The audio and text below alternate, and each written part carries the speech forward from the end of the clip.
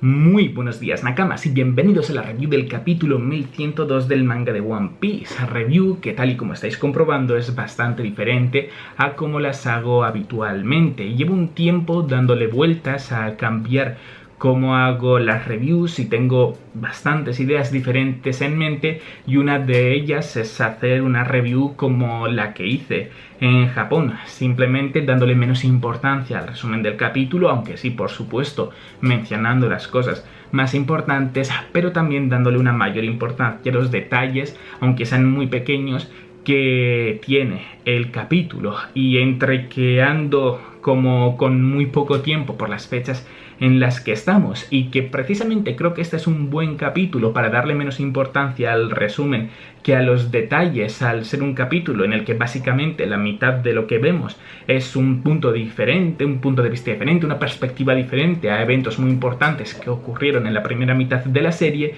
pues me he animado a hacer la review de esta manera. Así que una vez terminéis de ver el vídeo, agradecería muchísimo que en los comentarios me pusieseis qué es lo que os ha parecido, si os ha gustado mucho y os gustaría que todas las reviews las hiciese así a partir de ahora, si quizás guardarlo más para momentos un poquito más particulares, o si intentar hacer en lo máximo posible reviews como a la antigua usanza, como las hago normalmente, vaya. Pero bueno, dejando ya esto a un lado, pasemos directamente a hablar acerca del capítulo 1102 titulado La vida de Kuma. Capítulo que comienza con Bonnie haciendo cosas de piratas mientras está buscando a su padre con información que le acaba llegando por preguntar a diferentes personas, mientras que a su vez, como sabemos, es perseguida por la marina, pero no solo por lo que ya sabemos, sino que también porque cada vez pasa a tener más relevancia como pirata. De hecho, vemos como la isla a la que llega efectivamente se enfrenta a varios marines, y también es la isla en la que se encuentra su padre, en la que se encuentra Kuma. Pero el propio Kuma deliberadamente decide no encontrarse con Bonnie por también lo que sabemos, por el trato al que llegó con el gobierno mundial, y saber que si se encontrase con ella probablemente lo que acabaría ocurriendo fuese mucho peor, tanto para ella como para él, que si no se encontrasen, por mucho que es lo que desease hacer. Pero bueno, igualmente lo más interesante de esta primera parte del capítulo está en lo que Bonnie menciona al final, cuando dice que quiere seguir buscando a su padre, pero que también tiene otro deseo mientras lleva a cabo sus aventuras como pirata, que es encontrarse con Nika, para así, cuando se reencuentre con su padre, poder hablarle acerca de él. Y ahí se va el primer póster que veremos caer en esta review, para variar, el de Kid, personaje que probablemente ya tiene pie y medio en el otro barrio, así que vaya, qué casualidad que justo sea su póster el que se caiga. Pero bueno, dejando a un lado las bromas, continuemos con lo que estaba diciendo, que básicamente es eso, que vemos como Bonnie también le daba mucha importancia a encontrar a Nika, y bueno, técnicamente ya lo encontró hace 2 años en el archipiélago Shabondi, pero lo más interesante de este capítulo es que sabemos que ahora mismo Bonnie y Nika se encuentran en el mismo lugar, y no sería de extrañar que pronto Kuma también esté en ese lugar. De hecho, de eso hablaremos un poco al final de este vídeo, así que ese deseo que comenta Bonnie al final de esta primera parte del capítulo es posible que sí que se acabe llevando a cabo. Y bueno, continuando con el capítulo, entramos a lo que me he referido mientras explicaba por qué estoy haciendo la review de esta manera. Y entramos, como comento, a un momento donde vemos diferentes puntos de vista o diferentes perspectivas de eventos muy importantes, todos ellos relacionados con Luffy, de la primera mitad de la serie, de antes del time skip, básicamente siendo estos 4 la primera recompensa que Luffy obtuvo tras derrotar a Arlong de 30 millones de berries, el momento en el que Luffy le declaró la guerra al gobierno mundial tras haber quemado su bandera, simplemente lo que ocurrió con Kuma en Thriller Bark, y también lo que ocurrió con Kuma en el archipiélago Shabondi, siendo, como tiene lógica, lo primero que vemos las reacciones a esa primera recompensa que tuvo Luffy de 30 millones de berries después de haber derrotado a Arlong, siendo la primera reacción que vemos la de los revolucionarios, la de Dragon y la de Sabo, siendo estas un poco curiosas porque más que reacción como tal, lo que vemos es una decisión que Dragon toma a raíz de ver la recompensa, y es ir a Lockdown. Es decir, en este capítulo descubrimos que Dragon, estando en Lockdown cuando Luffy llega y Buggy intenta matarle y después Smoker intenta detenerle, no fue casualidad, sino que Dragon de manera deliberada decidió ir allí para encontrarse con su hijo, aunque no llegase a presentarse. Por lo tanto, una vez más, en este flashback, Oda nos muestra que Dragon realmente sí que se preocupa mucho por Luffy, lo que, como ya comenté en el capítulo en el que se nos mencionó que la mayor debilidad de Dragon era Luffy, que quizás hasta antes de este flashback podía dar a entender que a Dragon, su hijo, pues no le importaba tanto, le importaba mucho más su misión como revolucionario, pero que en realidad para nada es así, que para Luffy Dragon es una persona muy pero que muy importante, y Oda, como comento, está construyendo cada vez más el reencuentro entre estos dos personajes, la relación que pueden tener, la cual sinceramente tengo muchas ganas de ver, tengo mucha curiosidad, porque al fin y al cabo, por mucho que sí, vale, entendamos el punto de vista que Dragon tiene de Luffy, Luffy nunca ha tenido a Dragon como su figura paterna, así que va a ser desde luego que algo muy peculiar de ver y por ende muy interesante, muy llamativo, así que espero que no tengamos que esperar demasiado para el reencuentro de entre estos dos personajes. Otra de las reacciones que tenemos a esta primera recompensa de Luffy es la de Ace y la de Jinbe, que es un poquito más banal, pero es más divertida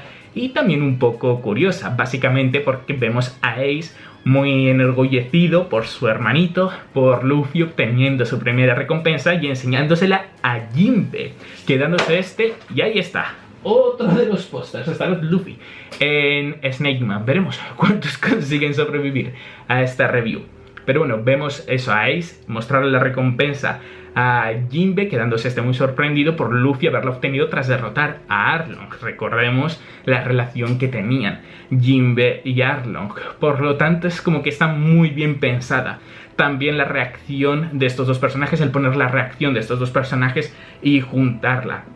en una sola. Y por último tenemos la reacción de Kuma, que es la más peculiar de todas, porque directamente menciona, un poco dirigiéndose a Dragon, aunque lo dice estando solo, como al aire, que qué casualidad que sus hijos hayan terminado como piratas, dándonos a entender, creo que aquí Oda, que Luffy y Bonney en verdad se parecen muchísimo. De hecho, justo después vemos a los piratas de Bonney como estar hablando acerca de sus ideales como piratas, y también son muy similares a los de Luffy, porque incluye como enfrentar a gente o incluso saquearles, pero siempre y cuando sean malas personas a las que se lo hacen. Es decir, un concepto de piratería muy extraño que muy pocos personajes tienen en One Piece, pero que precisamente uno de ellos es Luffy. Así que creo yo aquí que Oda está construyendo cositas, la verdad, con el parecido entre Bonney y Luffy. Pero bueno, tampoco voy a ahondar mucho en esto porque al fin y al cabo es el mismo tema de todos los arcos. Y para terminar también, por cierto, con esta parte vemos pequeños detalles del diseño de Bonney, como por ejemplo porque tiene como pintado el labio de la manera en la que él lo tiene y por qué se pone el piercing, para que su padre como que sea capaz de reconocerla la última vez haberla visto todavía tener la escama de Zafiro. Detalles un poquito irrelevantes, pero que oye, están bien saber para entender un poco más el diseño de Bonney y que también probablemente demuestre que Oda, al menos toda esta parte sí que la tenía muy bien pensada desde hace mucho, pero que muchísimo tiempo. Y bueno, siguiendo con los momentos de Luffy, con los momentos tan importantes de Luffy vistos desde otras perspectivas, aunque en verdad a partir de ahora justo todas las perspectivas que vemos son desde el punto de vista de Kuma. Tenemos la de Luffy habiendo quemado la bandera del gobierno mundial y por lo tanto declarándoles la guerra, estando Kuma en este momento en Egghead hablando con Vegapunk, quien de hecho es quien menciona ese evento a Kuma, decidiendo Kuma en ese momento revelarle a Vegapunk que Luffy es hijo de Dragon, quedándose Vegapunk evidentemente muy sorprendido, entendiendo aquí nosotros, gracias a la aclaración que Oda hace, que Kuma esto lo hace porque al fin y al cabo había llegado a un acuerdo con Vegapunk para mostrarle sus recuerdos.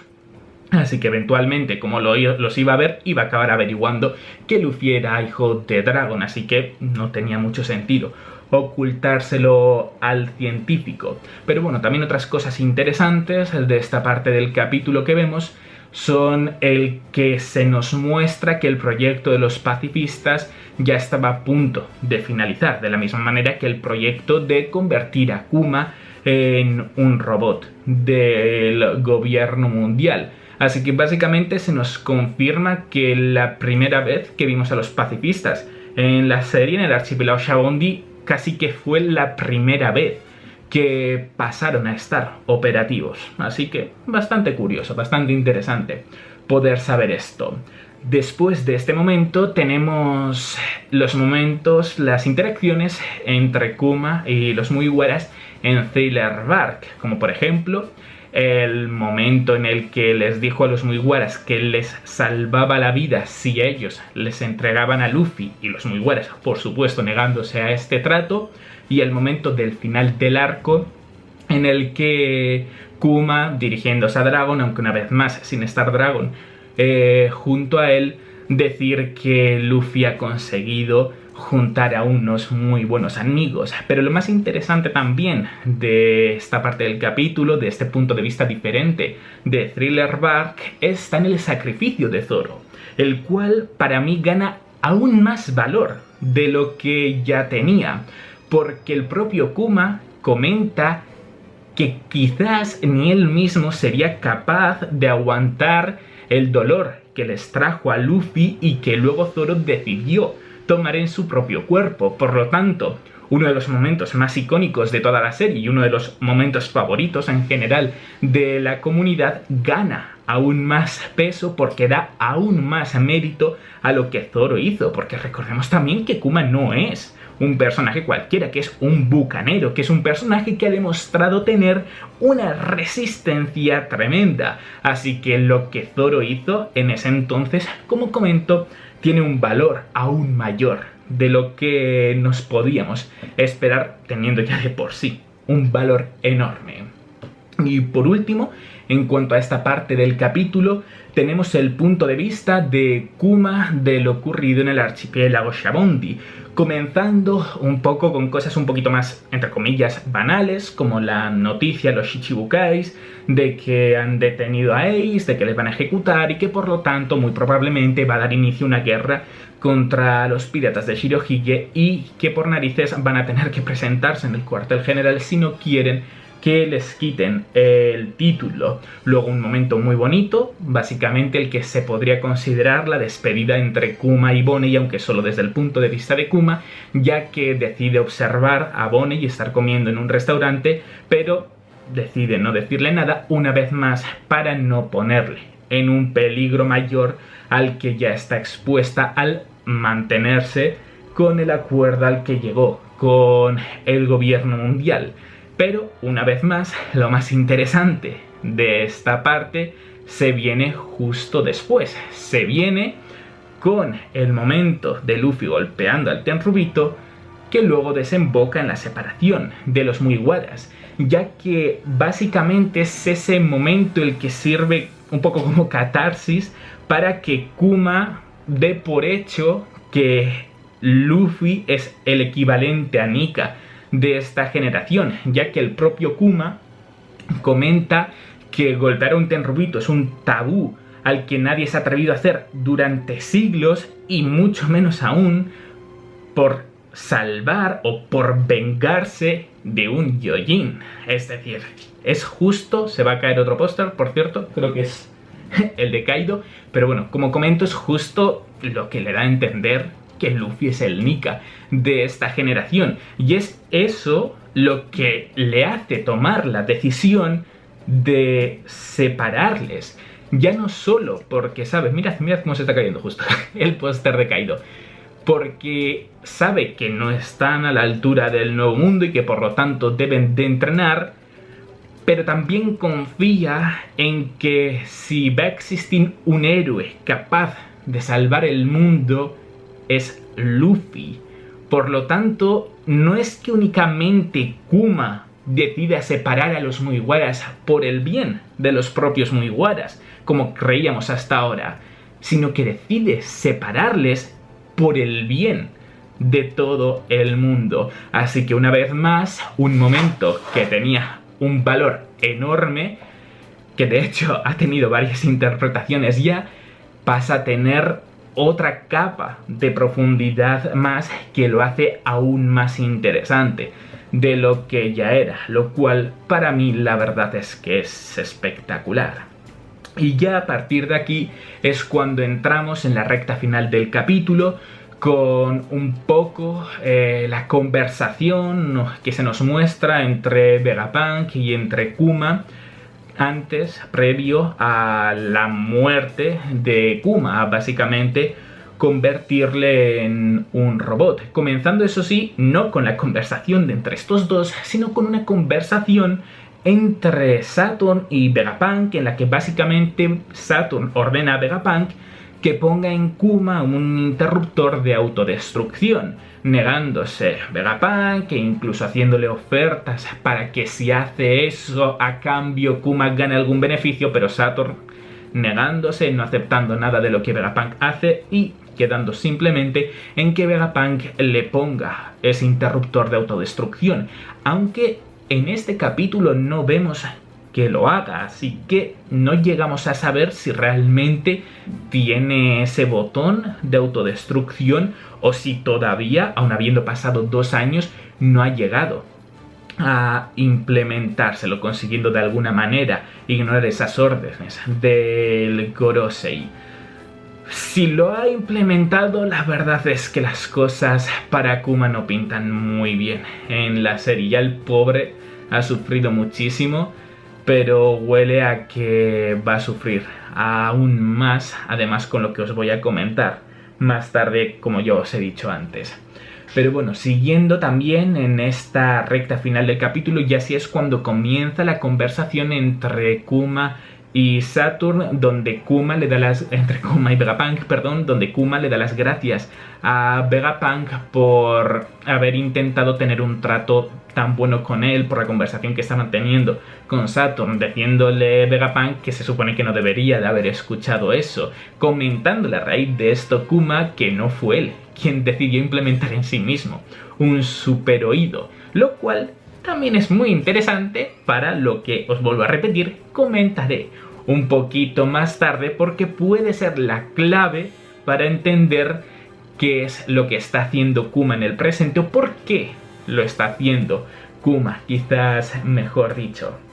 Pero bueno, después de esto, básicamente nos mencionan que la primera misión que parece que va a tener Kuma como robot completo es pelear en la guerra de Marineford contra los piratas de Shirohige. Después Kuma es cuando le pide a Vegapunk el favor de que le programe para cuidar el Thousand Sunny hasta que uno de los Mugiwaras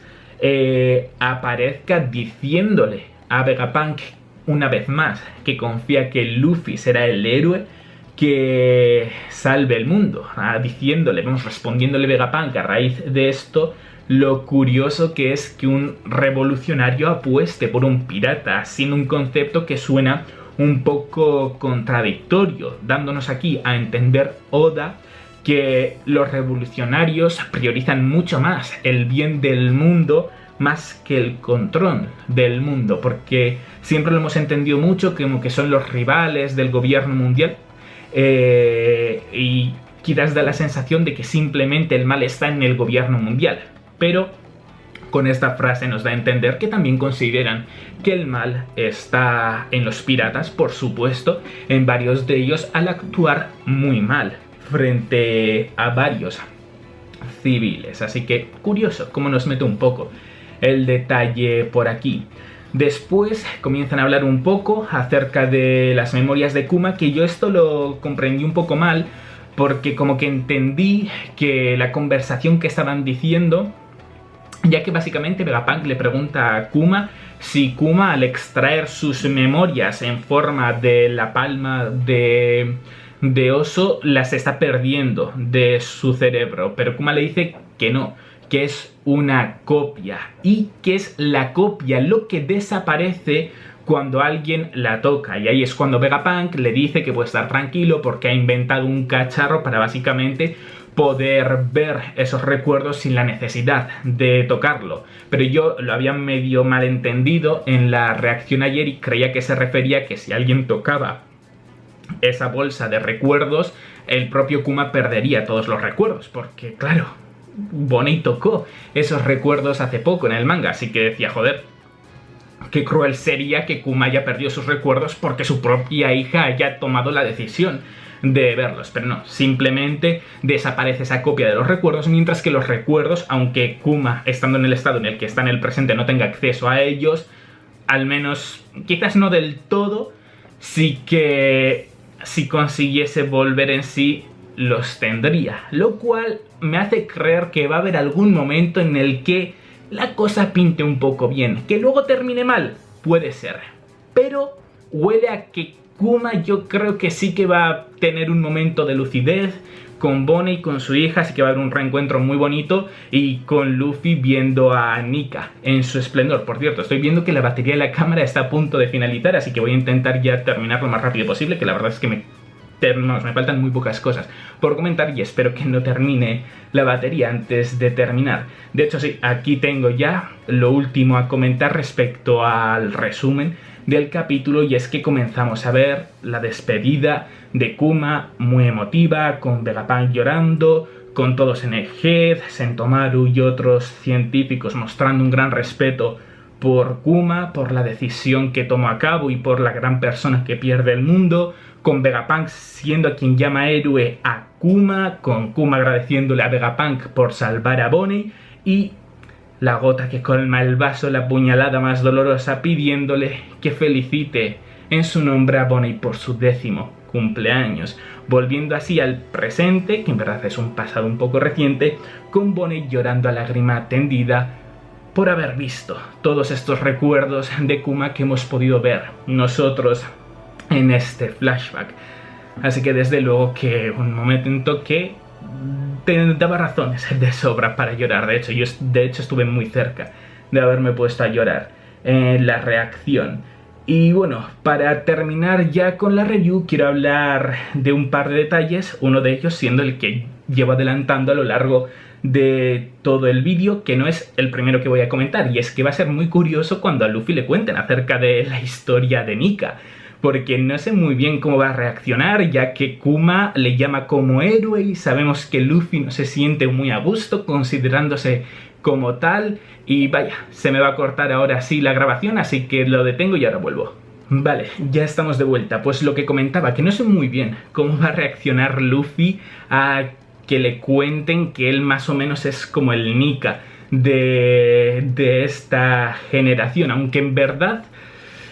es decir, no es Nika como tal. De hecho, a lo largo del propio capítulo, Kuma no trata a Luffy como Nika tal cual, sino que da a entender más que es uno de los elementos que tanto se ha comentado en One Piece, que simplemente Luffy tiene la voluntad heredada de Nika, que al final tiene la voluntad heredada de varios personajes, Luffy, pero que no tiene pinta de ser Nika como tal, pese a sí tener su poder. De hecho, dice que Nika simplemente es una leyenda, así que como que Luffy no tiene esa necesidad de ser Nika como tal. Pero bueno, esto tampoco es que sea tan importante. Lo que sí que es un poquito más importante es lo último que voy a comentar, que es sí lo que llevo adelantando ya durante todo el capítulo, y es que tiene toda la pinta de que, tal y como muchos estábamos teorizando y más bien esperando, Kuma se está dirigiendo a Egghead. ¿Y qué es lo que me hace creer muy fuertemente en esto? Pues lo del super oído de Kuma, ya que hay un capítulo en el manga, no recuerdo exactamente cuál, pero básicamente en el que Vegapunk llama mediante Dendenmushi a Dragon para decirle que cree que está a punto de morir. Y en ese momento Kuma se encontraba con Dragon, así que puede ser que Kuma con su super oído escuchase esa conversación y haya sido esa conversación con Kuma manteniendo un poquito de su ser, porque Vegapunk intentase colársela un poquito al Gorosei, lo que ha hecho que tenga la motivación suficiente para comenzar a salir corriendo y dirigirse a Egghead para intentar salvar a Vegapunk y también para intentar salvar a Bonney. Así que espero que esta teoría, que por cierto leí por Twitter, no recuerdo muy bien la cuenta, pero estaba en inglés, la pondré igualmente en la descripción. La verdad es que sea cierta, porque me gustaría mucho, como ya he repetido en varias ocasiones, ver el encuentro entre Luffy, Bonney y Kuma en este arco, en esta recta final del arco. Y bueno, esa es la review. Voy a despedirme rápidamente porque vuelvo a repetir que la batería está a punto de terminarse. Os vuelvo a repetir también que agradecería muchísimo que en los comentarios me pusieseis qué os ha parecido esta review y si os ha gustado más, a menos que las habituales, que mejoraríais si el concepto os ha gustado pero quizás como la he llevado a cabo no, o cualquier opinión que se os venga en mente. Y como siempre, si os ha gustado, agradecería muchísimo que deis un buen me gusta y ya hasta la próxima.